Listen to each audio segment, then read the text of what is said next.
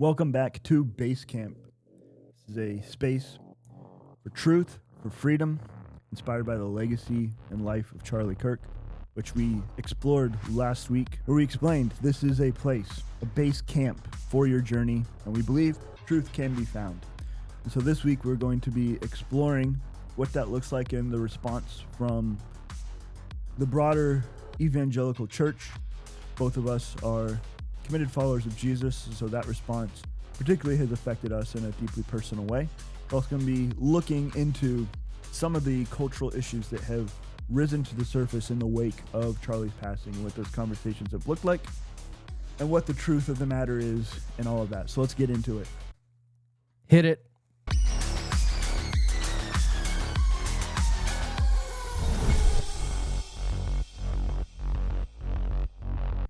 Before I get into everything I'm thinking and feeling, just off the cuff for you, what has been your thoughts and emotions towards what you've seen from Christian leaders and their response or lack thereof? Yeah, it's not been my favorite thing to see. I feel like there have been a lot of cop-outs and a lot of leaders scared to say what might be unpopular with the cultural norm. I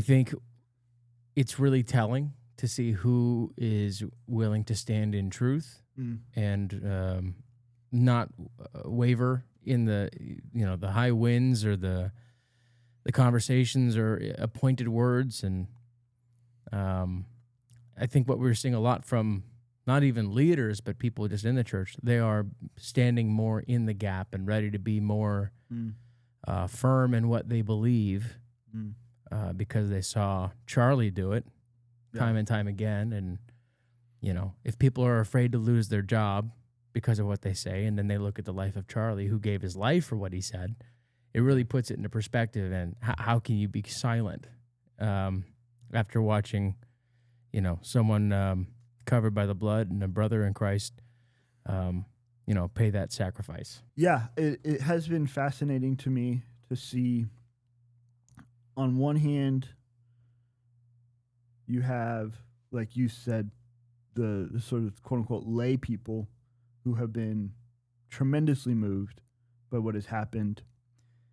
And then what we have seen from leaders, some have been incredibly vocal, almost to a point where I start to question, like, it just can come off a little bit disingenuous, like capitalizing on a moment for their own power and gain and affluence. Yeah. And I don't appreciate that. Like, it's almost like, I don't even know if I want you talking about this. Like, it seems like you're in this for all the wrong reasons.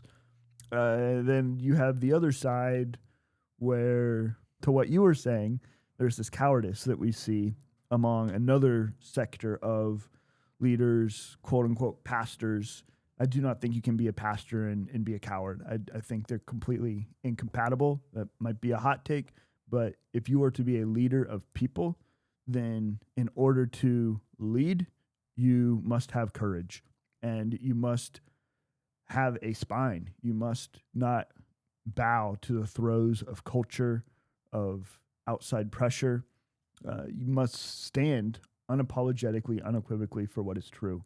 And there are many pastors who seem more concerned with the optics of the situation than they seem to care about the truth of the situation. And what is particularly problematic with that position is people, at least, again, this is my perspective, are not looking for leaders to co-sign off on the politics of Charlie Kirk. I really don't care your feelings on what Charlie believed politically.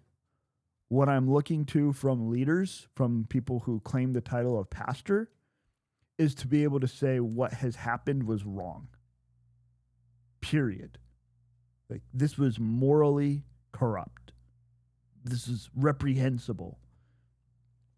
And instead, there is silence. Now, I do want to provide a caveat here, because there's another group of pastors who hold a position which I do not agree with, but I actually want to read something from a pastor who I have a ton of respect for, look up to tremendously, appreciate. And he writes the following. He says, there's a growing sentiment in religious circles that unless a preacher is constantly commenting on current culture wars from the pulpit, he or she is weak, compromised, or afraid. The preachers without guts are the ones who hijack the pulpit to rant about the culture wars, quote-unquote, lower things, and think that's being, quote-unquote, ballsy. They baptize outrage, fear, moralism, and tribal loyalty because it's easier to rile up a crowd than to risk everything on the scandalous, audacious announcement that Jesus saves sinners, even the ones you've already written off as the problem. Culture warring is weak. It's opportunistic, power-hungry, attention-whoring, masquerading as courage. It's a spineless bowing to peer pressure. The pulpit doesn't need culture warriors. It doesn't need defenders of moral values. It doesn't need pastors playing armchair pundit. Preacher, you have one job: stand up, unflinching, week after week after week, and proclaim Christ died for the ungodly. You're not called to say 10,000 different things. You're called to say one thing 10,000 different ways. And he goes on and on. So that's good, dude. He has a valid point to an extent where there is a group of pastors out there who wholeheartedly believe their role, their job, is to speak nothing of the current cultural climate, but simply proclaim the life, death, and resurrection of Jesus.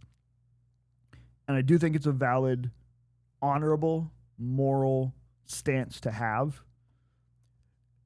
I just think it is limiting in scope of what the role of a pastor is.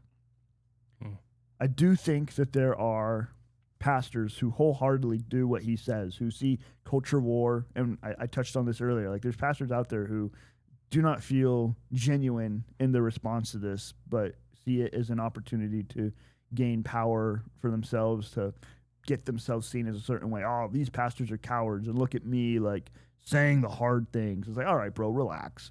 You're not all that. You're not that guy, pal. You're not that guy. You're not that guy, pal. You're not that guy, pal. Trust me. You're not that guy. But I do think, I think in a way, those are the two extremes. And I do think what is helpful is somewhere in the middle, where it's like the pastor's role is to shepherd people. And right now, people are looking for leadership and direction in a confusing, painful, trying moment. The same to be said of when George Floyd and the BLM riots. Like, if you were silent then and you're loud now, you're a coward. Like, because you're just seeking the approval of people. You're seeking to be seen a certain way, align yourself with certain political ideology. And there's nothing commendable or respectable or of leadership quality in that. And in the same way, if you were very vocal during that period of time and are silent now, equally, you've shown your cards. You are not a leader worth following. And so what we need instead is people who are not tied to political ideology, but are tied to this gospel that says Christ died for the ungodly, and speak that truth into these situations in a way that is unifying rather than dividing, and is uncompromising on what is true. And also says, like, yes, like we do, like 1 Peter talks about, we have everything we need for life and godliness. And so everything we need to exist in this world as it is, we have in this book. And so to be quiet on the issues that are affecting the people in your care, I do not think is a helpful approach. Because if you are quiet, if the church is quiet, if the leaders of the church are quiet, then people are going to go outside of the church. And I think that's precisely why we have the rise of very unhelpful voices, but compelling voices. And I'm not even going to name names because I don't want people to then be like, oh, wonder who that is, and then get pulled away by that. Smart. But instead, I want to challenge and encourage. If you are a leader in the church, and that doesn't mean you have a title, but if you have people who listen to you, who you have influence over, to step up on these things, to inform yourself, that you have a duty and an obligation to speak truth, not be swayed by a political ideology. I'm not saying don't have politics, but it comes to speaking on these things in a way that represents your faith, that represents the church. It is not the time to be making political arguments, to be making policy points. It is time to bring people to Jesus and show what Jesus has for us in these moments, because he does have something for us. And to be silent is to communicate between the lines that we have nothing to offer in the hard moments, in the difficult moments, that there is no clear message that we can provide. And yes, like Christ died for the ungodly is a message, but there is a contextualization that can be provided around that message for these moments. And I think it's what we desperately need. And I do not see many leaders doing that. Yeah, I think it's really interesting. You said something in there, if pastors don't speak truth, they're going to go somewhere else. And that's exactly what's going to happen. People are looking for stable ground. People are looking for something to stand on. And if the church is not talking about what's true, and people are not stupid, they can see what's true and what's not true. They're going to look elsewhere. People aren't stupid. That's a. You got me there. Okay. Let's pump the brakes a little bit. I'm an idiot. Let me say this. People know, regardless if they are willing to accept it, people know what is true.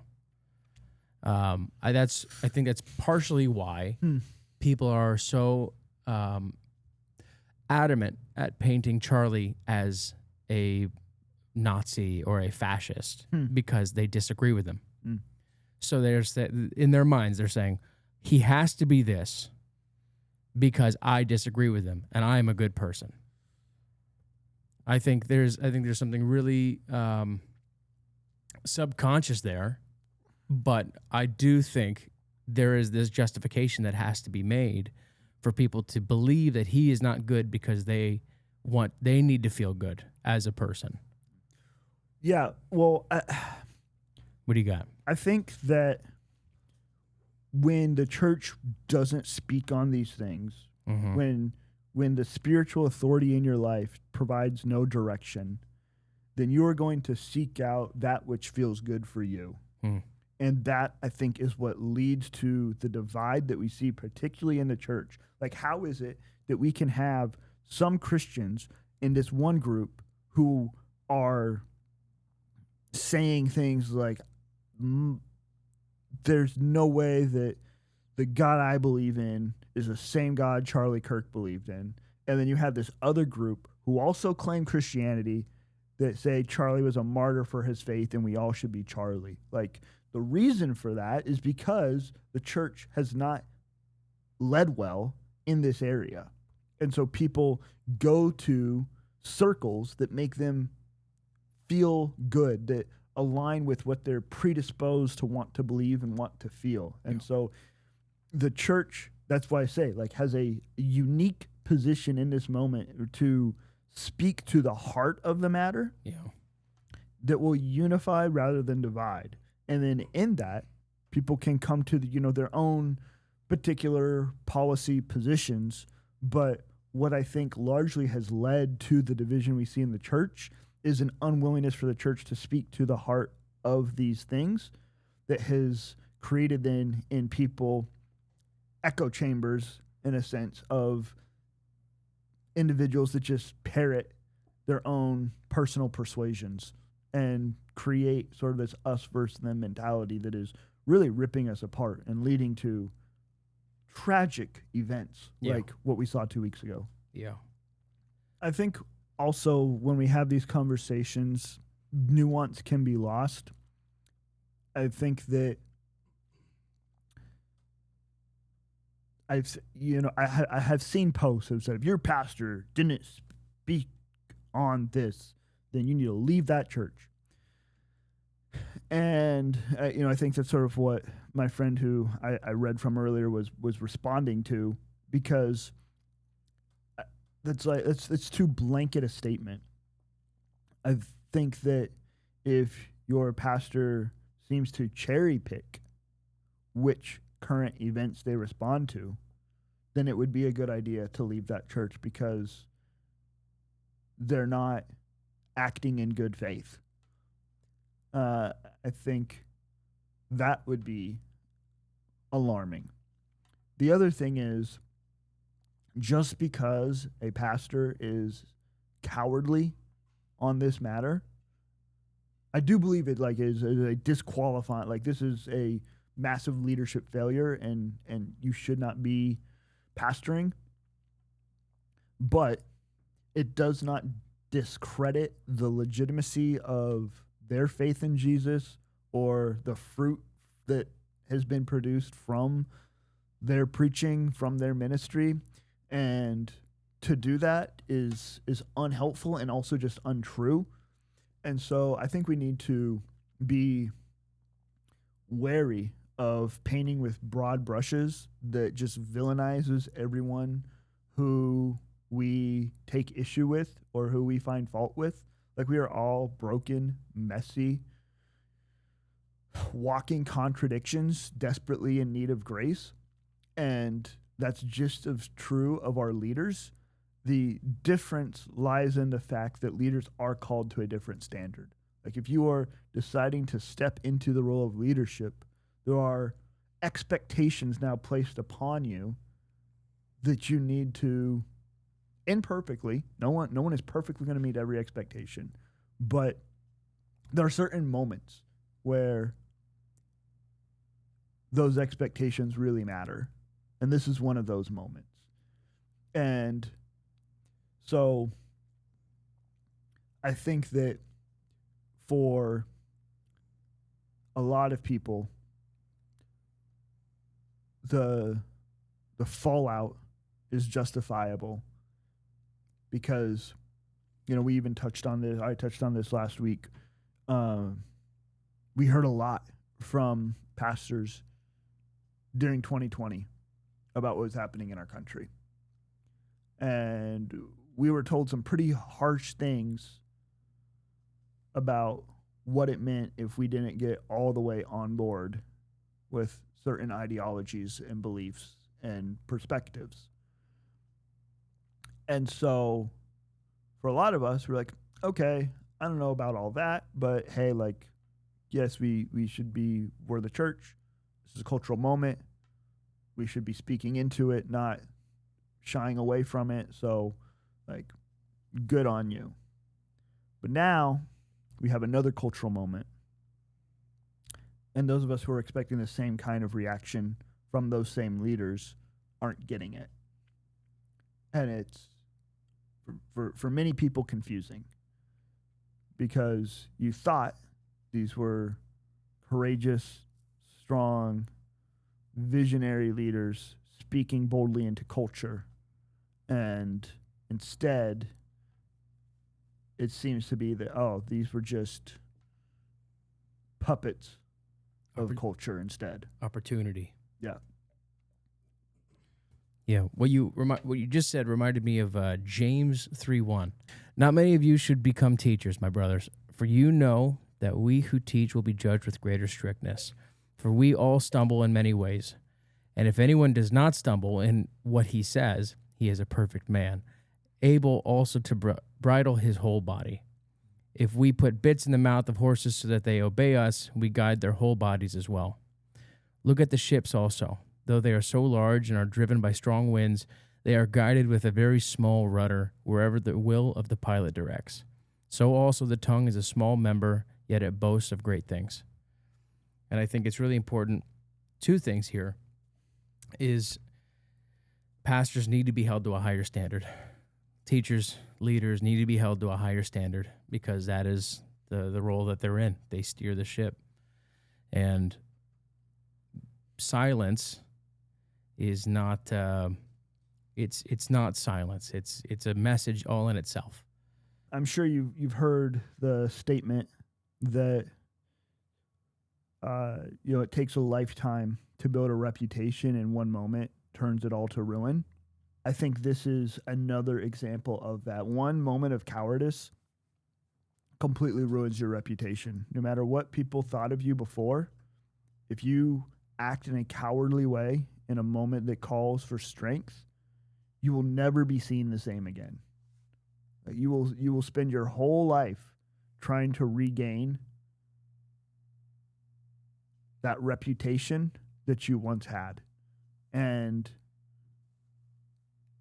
so this is a moment for a lot of pastors, leaders who have ruined the reputation they once had. Like, this was just one moment. You might have been a faithful, great, strong, caring leader for 20 years. But you failed in this moment, and for many people, you will never be seen the same again. It doesn't mean there's not forgiveness, there's not grace.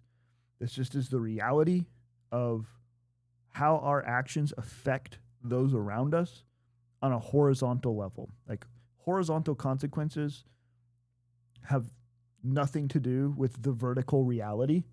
Like, God's love, care for us does not change. Like, that's because our faith is not in what we do or how well we perform, but on what Jesus did for us. And that's true of every single person, regardless of platform or influence. But the effects of our actions certainly vary in scope based on platform and influence. And so this is one of those moments where if you have chosen to have a large platform with a large influence, and you have chosen the cowardly path here, then you have, in a moment, ruined your reputation. I believe it was Bonhoeffer. Bonhoeffer has a quote. Love Bonhoeffer. Read much of his work. The 2,000-page biography that Metaxas did on him. Yeah. He's amazing. He is. He accomplished more by the time he was 20 than I probably will in my life. He actually and Charlie have a lot in common. They do. Yeah, this Bonhoeffer quote, the Bonhoeffer. It says, "Silence in the face of evil is itself evil. Mm-hmm. God will not hold us guiltless. Not to speak is to speak. Not to act is to act." Yeah. I have seen that quote hijacked to manipulate people I'm into shocked. speaking on things. And, so that's it's unfortunate. Like, it's a profoundly powerful quote, particularly given the context in which Bonhoeffer said it in, where he was literally, by speaking, putting himself in imminent harm's way. But I do think there is this living in the 24 hour a day, 7 day a week news cycle type world we live in, where our Instagram algorithm just blasts us with information from all over the world all the time. We're seeing all these tragedies. Like, there is only so much that we can handle, and I do think it's not our responsibility to speak on every evil thing that comes across our feed. And I think that's a little bit of what my friend was getting at in what he wrote. However, there are these moments that do require a response. When you have millions in the streets around the world responding to an event, when you have a nation where the entire presidential cabinet shows up to a memorial,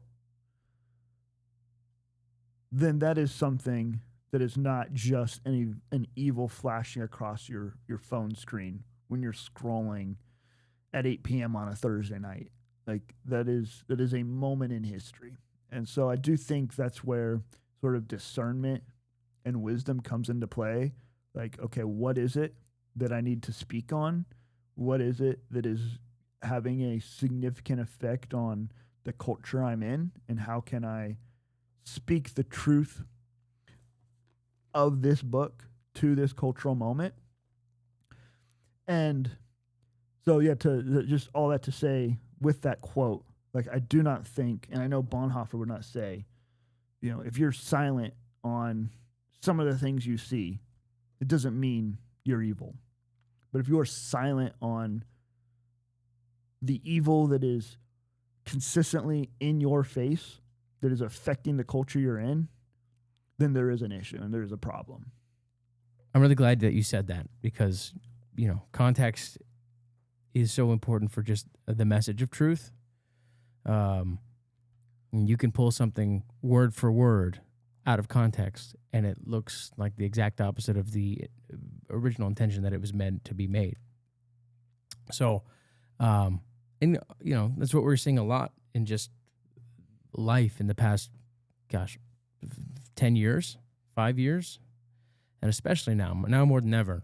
I mean, I feel like everything is just completely taken out of context. You know, you got the whole clickbait thing that's so normalized now. You know, you'll never believe what they said. You know, they said nothing. And you're like, why did I spend my time? Because they needed clicks and views. So it's just so easy to fool somebody. It's much, much easier to fool somebody than to convince someone that they have been fooled. And I think it's a really tough spot that we're in, and that's why truth needs to be spoken out. Yeah.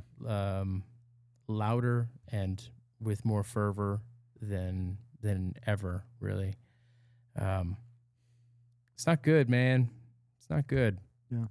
Well, and I think also, to your point, there are, and I think we were talking about this off mic earlier, there is a sector of the American society and also just like greater society that is incapable of rational dialogue. This is true in the church. This is true outside the church, that people are unwilling or unable or both to have a rational conversation about particular topics that they feel strongly about. There is nothing you could say to them, nothing you could show them that would change their mind. And I think that's a really dangerous place to be. I certainly hope that's a place I never find myself. I think there's a quote from G.K. Chesterton that is really helpful. He says, the reason one has an open mind is the same one has an open mouth. It's to close it around something solid. And so we should not just walk around with, you know, no one walks around with their, well, I shouldn't say no one. Very few people walk around with just. And in the same way, that's not how we should treat our brains. And so I'm not suggesting that, and obviously the whole mission, purpose of this podcast is we believe we can know truth. Like there's something solid we can close our mind around. But again, just because you close your mouth around something solid doesn't mean you don't open it again eventually. And so, like, you see a steak, you're like, I'm going to eat that. But if you see, like, a veggie burger, your mouth is staying closed. And so when it comes to ideology and different political persuasions, we should be able to hear them, see them presented, and be like, oh, that's compelling. That's what I'm closing my mind around.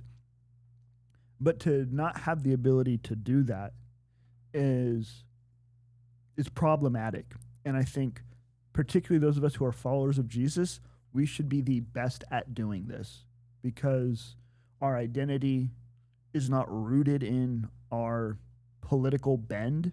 It's rooted in the person and work of Jesus.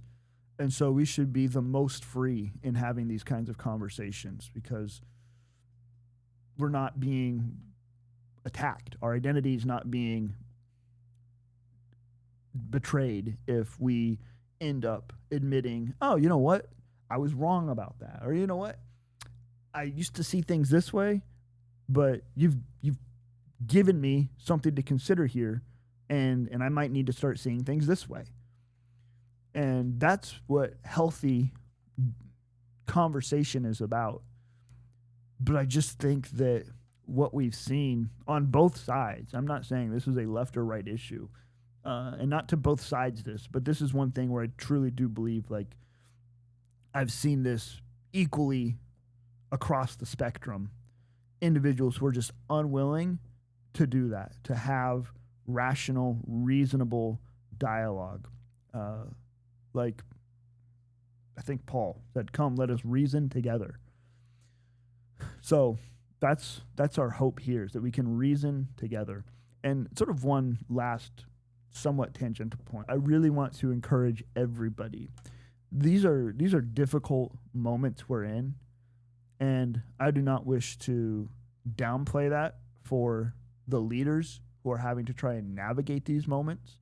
And so if you are, in a faith community, like, be praying for your pastor, be praying for your leaders. Like, they need grace just as much as you and I do, if not more than you and I do, because of the burdens that they bear, because of the weight that they feel. And so, like, let's take every opportunity we can to extend that to them. Certainly doesn't mean we excuse or minimize unacceptable behavior, but I do think there are hundreds, if not thousands, of good leaders out there who are trying their best in these moments and need to know that they're loved and supported and valued. And there's so much negativity, there's so much condemnation, and so to not add to that, if possible, is something that I would encourage all of us to do. That's a great point, man. One of the things the church has not done well is reminded people of their identity in Jesus. It's so easy to forget where your identity is and who you are. And when people don't have an identity, they need to seek and grasp for one. Yep. And when they can't figure it out, they latch on to the biggest one or the one that feels good. And that's what we see so much with identity politics, where the reason people are not accepting to new ideas is because to accept a new idea means they are accepting a new identity, because so many people have equated identity with idea or concept or movement, and that is so wrong and perverse in the definitionally perverse. When you have an idea that you are, on the right or you are on the left, and someone disproves something that is on the right or on the left, or maybe not even disproves, but just shows you a fact that says you're not entirely correct, the initial reaction is to push back and saying, "You're saying I'm not correct as a being, right?" Which is not close to the truth. It's just an idea that is being attacked, not a person. Yep. But so many people have equated ideas and identities, and I think this is, honestly something that we can even do an entire episode on, but it's an important notion to be aware of, that so many people are equating their ideas, their parties, their whatever you want to call it, with their identity, and that is an extremely dangerous thing to do and inaccurate. There's a quote from Eleanor Roosevelt where she says, "Great minds discuss ideas, average minds discuss events, and small minds discuss people." And I do believe, and we even touched on this in our introductory episode, that, or at least I think we did, that... Hit it again. If we didn't, hit it, or if we did, hit it again. that we are here to discuss and combat ideas, not individuals.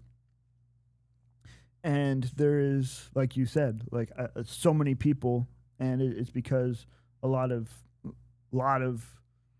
people are walking around not knowing who they are. And so politics is such a powerful medium that people can attach themselves to that thing, and that becomes who they are. And so even when you are attacking the idea, not the individual, they feel personally attacked. And when that's the case, you cannot have constructive dialogue, like you said, because, well, you've attacked my identity. It's like, no, I haven't. Like I have said, and I've had this conversation with many people where I've come on very strong against a particular idea that they communicated, and they've been like, well, you said this and this about me. I was like, no, I didn't. I called the ideas you communicated stupid, but nowhere did I say you were stupid. Nowhere did I suggest that you lack intelligence. But the thing that you just communicated is not a legitimate concept. It's not a legitimate thought. And attacking what you're communicating is very different than attacking you as a person. And I don't think there's a lot of us who are able to differentiate between the two. And it's what's led to a lot of the hostility that we see. Yeah. And I think that's, like I said, I think this is probably a topic for an entire episode all on its own. But it's definitely an issue. Yeah. Well, before we get make this too insanely long, I think we should touch on our person of the week. Tell me. Roger Sherman was a peer of John Jay's. He, with John Jay, signed the Treaty of Paris, and was also, this is sort of one of his few claim to fame. He was the only founder who signed all 4 founding documents. Really? Yeah. So the Articles of Association, which was written in, I believe, 1774, sort of like at the start of what eventually launched the American Revolution. And then he signed, obviously, the Declaration of Independence, the Articles of Confederation, which was sort of like the initial document forming the U.S. government, and then he signed the Constitution. He had no formal legal training, but his friends saw him as brilliant and encouraged him to take the bar, and he became a lawyer, just studied on his own, took the bar, and became an attorney, and was considered one of the great minds of his time. Also, like Jay, vehemently opposed slavery, but he had the firm belief that the way the Constitution was constructed, it would naturally eradicate slavery in the U.S., that it made it abundantly clear that this was not to be a nation where certain people were seen as less than others. One of his quotes that I think you will appreciate. He said, me personally? Yes, All yes, right. yes. The mass of people lack sufficient wisdom to govern themselves and thus wish no branch of the federal government be elected directly by the people. Yeah, you're right. But one other thing that he said that I appreciate, particularly given some of the conversations we've been seeing pop up about like the state of our nation, and was the nation founded as a Christian nation, and the First Amendment talking about the free exercise of religion. What did that mean? And this is what Roger Sherman wrote to,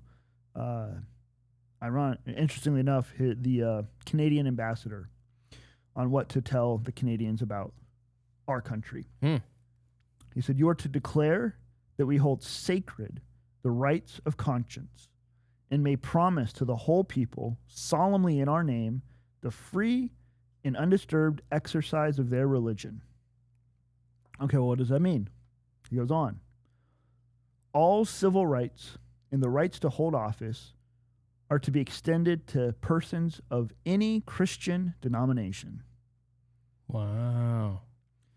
And so, again, just for any confusion out there, the founders, in their minds, the free exercise of religion for them was the free exercise of the Christian religion. Like their fear was the establishment of a state church. Like that is what they had fled from in Europe, and that's what they did not want to see happen in this new country. The only religion for them was the Christian religion, but within that religion were many different denominations and expressions, and they wanted to ensure that people were free to express their Christian religion however they saw fit. So, How ironic that politics have now taken the place of religion for so many people. Yeah, truly ironic. Anyways, one last thing that I failed to mention that, and probably his most significant contribution to the U.S. and arguably the greatest contribution to our country, is he authored and introduced the Connecticut Compromise. And if you're unfamiliar with what the Connecticut Compromise is, or was rather, at the time of our founding, there was a strong push from the large states for the representation to be solely based on the population of a state. So large states, large representation, small states, small representation. Obviously, Sherman, being from Connecticut, was very much opposed to this idea, as were all the other delegates from small states. And so their proposal was equal representation for all states. And obviously the large states were like, well, that's not fair because we are significantly more affected by the decisions that the legislature makes than your tiny little states. So like, no, we're totally disinterested. And so Sherman, being the brilliant legal mind that he was, came up with the Connecticut Compromise, where he introduced the idea of a Senate that was equal representation for all, and a House of Representatives that was based on representation by population. And this appeased to two parties and is what gave us the legislative branch that we have today. Wow. Yeah. Look at that. Yeah. Roger Sherman coming in clutch. Yeah. Yep. That's incredible. Yeah. Truly. It was all his one man. That blows me away, I think, the most. Right. So obviously all these great minds were debating ideas and stuff, but yeah, he sort of walked away one night and literally the next day came back with this idea of representation in the two houses for the legislative branch, and the rest is sort of history. So also another just little one fun tidbit is he was the second oldest delegate besides Ben Franklin. So Ben Franklin was the oldest and Roger was second. So do you know how old he was? That old man wisdom. Do you know how old he was? He was in his born in 1724, so he would have been in his 50s to 60s when all this was happening. Yeah. That's wild. Yeah. The large part of those initial conventions were very young. I think when we think of the founders, you see their photos and they're like old white-haired dudes, but they're primarily in their 20s. I think that's why it is so important to battle ideas. Best idea wins. Yeah. I mean, I was a young person once, and my ideas weren't that good. Yeah, 'cause we're so old now. Oh yeah. I go like this when I stand up. So I can attest. It's happening slowly but surely. That is true. You do it. I know. But if you battle ideas, they sharpen each other, they get cut, they bleed, they come back stronger, and all of a sudden you're building a country. So all you young people out there, if you want to make a country happen, just start arguing. Facts. In good faith. Yes. That is the only way that we can move forward in a healthy way. Only way we can move forward to a better tomorrow is if those of you who are young and in middle school, high school, college, like have conversations with those who don't see eye to eye with you and argue vehemently with them, like and start to figure out why you believe what you believe and the substance of where those beliefs come from, not just reacting to whatever political talking point that you hear, but actually having depth and significance and history to support what it is that you hold to be true. And it's something that I know we spoke on in that introductory episode. What we hope to do here is to provide that framework, to dive into that framework, to explore what is it that, the ancient Greeks and Romans and early church fathers, what were the beliefs that they held to be true? Where did those things come from? And what informed our faith and our belief today? And how does that enable us to effectively engage the world around us? Yeah, you were just speaking to the younger generation there, but I want to speak to everyone now. Don't be lazy. Go do your research. Don't watch snippets. Watch the whole thing. It's very easy to be lazy. It's very easy to say you don't have time or you're tired. But if you want to be knowledgeable, and more importantly, if you want to speak on something, watch things in their entirety. Otherwise, you are uninformed, and therefore the things that you say are uninformed. Yeah, I was with some friends the other day, and I was on a FaceTime call with a few friends, and I asked one of them if they were a reader, and she goes, "No, I don't have time. Like, I just, whenever I have some time, like, I just put on a TV show." And I went home and he goes, "So you have time?" And he's like, "Okay, yeah, I guess I do. I just don't." But I think that it's so true. Like, we don't think we have time to do these things, but the reality is we just fill up that time with things of no substance or easy. Yep. Easy. And not to say, like, I think that's another thing, and I certainly was guilty of this and still can be, like, thinking that every waking moment needs to be spent doing something incredibly productive. And, like, the human mind just can't do that. Like, you need to give your body and your mind rest. Sabbath. I think very few of us come even close to pushing ourselves to that point where the mind is being overly stimulated and taking in too much information. I think the vast majority of us and the general public are on the other side of that spectrum where the mind is not nearly being used anywhere close to what it should be used for. Yeah, man. Do you have a word of the week? Word of the week. Yeah. So we have seen and heard this phrase getting thrown around a lot, and I have not really seen anyone provide a definition for it, but it ties into really what this whole episode has been about, and that phrase. So it's not really words; it's two words. Christian nationalism.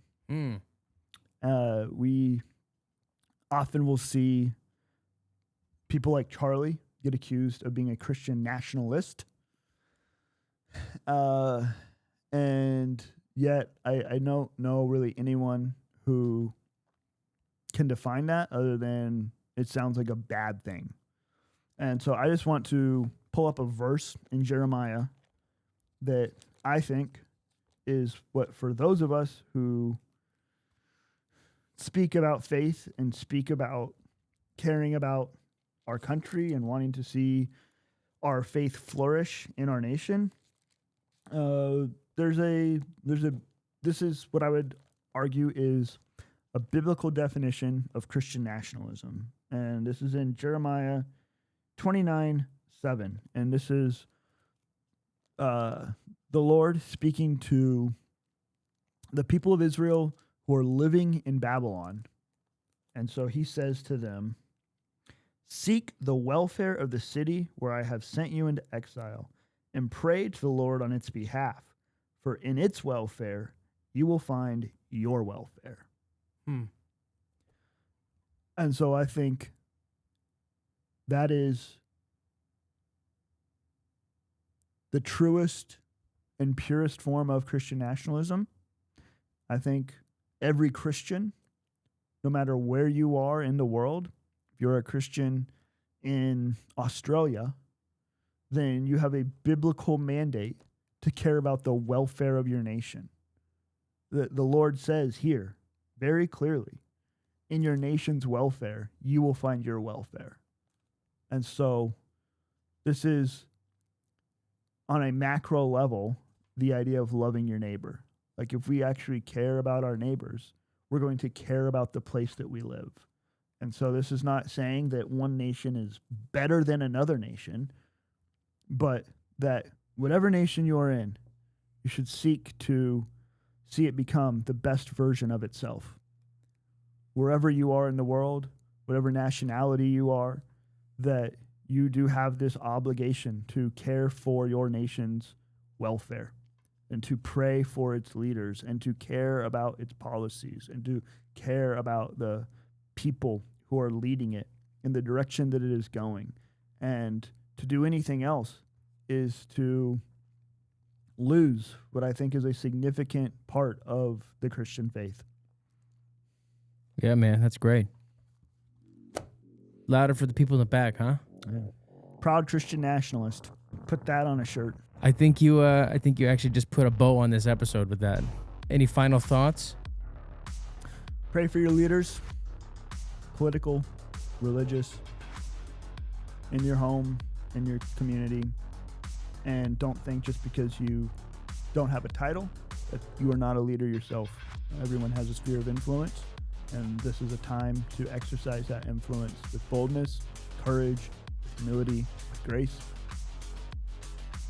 And we all are more than capable of doing that. So thank you for listening. Thank you for being a part of this journey. And we'll see you here next time. And don't forget, don't be lazy, campers. Love you. Bye.